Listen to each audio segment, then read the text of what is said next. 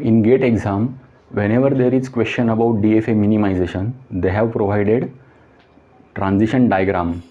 But what if you are not given transition diagram and you are given transition table? So what difference does it make? Now the first step is to identify unreachable states, and using transition diagram it is easy to find unreachable states compared to finding unreachable states using only transition table.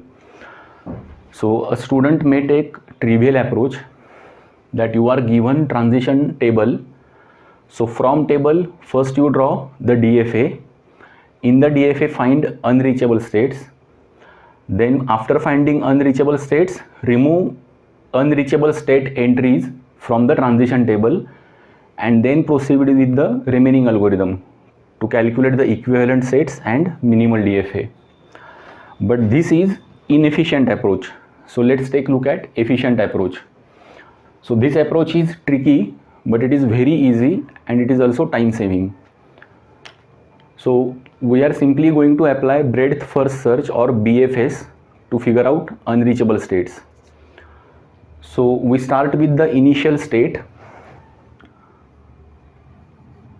and we copy entries for initial state. So Q1, Q0. Q1 on A go to Q0 on A goes to Q1, and Q0 on B goes to Q0 itself. So now you know that from Q0 Q1 is reachable. So now you consider Q1. So now you simply copy entries of Q1, Q2, Q1. So we are simply copying entries. Then we know that from Q0 is reachable, but Q0 is already considered. So we consider next state. So it is Q2. So Q2 is the new entry. So we take Q2 and now we copy entries of Q2 from given table. So Q1, Q2. Q2 on A goes to Q1, Q2 on B goes to Q2. So the next reachable state is Q1. It is already here. Next is Q1, already here. Next is Q2, already here. So we have figured out reachable states Q0, Q1, Q2. That means Q3 is not reachable. So always remember to mark the final states in the new transition table. So we mark Q1 and Q2 as final states. And now we will consider this transition table for further calculation. So let's calculate the equivalent sets. So pi 0, that is 0 equivalent. We have one non-final state Q0 and we have two final states Q1 and Q2. So Q1 and Q2, these are two final states. Now we will compute one equivalent. So here Q0 is the only entry. So we take that group as it is. And now we have to check whether Q1 and Q2 are one equivalent. So we have Q1 and Q2. So on A it goes to Q2, Q2 on A goes to Q1. So we have to check Q2 on Q1 whether they are in same group.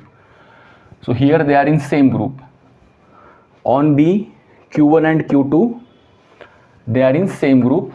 That's why Q1 and Q2, they are one equivalent. So set of one equivalent is equal to set of zero equivalent. So we stop.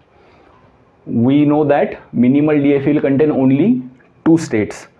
Q1 and Q2, they are equivalent, so they will be merged. So let's draw the minimal DFA. We have to draw initial state Q0. So we take Q0 from here. Corresponding state is Q0. So we take Q0. And then we have to take Q1, Q2. Q1, Q2. So this is the next state. Now we have to draw transition. Q0 on A goes to Q1. Q1 is here. So Q0 on A goes to Q1, Q2. Q0 on B goes to Q0 itself. Now Q1 For Q1, Q2, you consider any one state. Let's consider Q1. Q1 on A goes to Q2. Q2 is here. So Q1 on A goes to Q1, Q2. For B, Q1 on B goes to Q1. So Q1 on B goes to Q1, Q2 itself. If we had considered Q2, then Q2 on A goes to Q1. Q1 is here only. For B, Q2 on B goes to Q2. Q2 is here only. They are equivalent states, so they will give you same transitions. So we have drawn the transitions. Now we have to mark the final state. So to cover all the final states, we have to cover Q1 and Q2. They are here. So we have only one final state, Q1, Q2. We mark it as a final state. So this is our minimal DFA. So we have calculated minimal DFA when only transition table was given. From transition table we applied BFAs and we removed unreachable states, and then we calculated equivalent states and then minimal DFA. This is the efficient approach.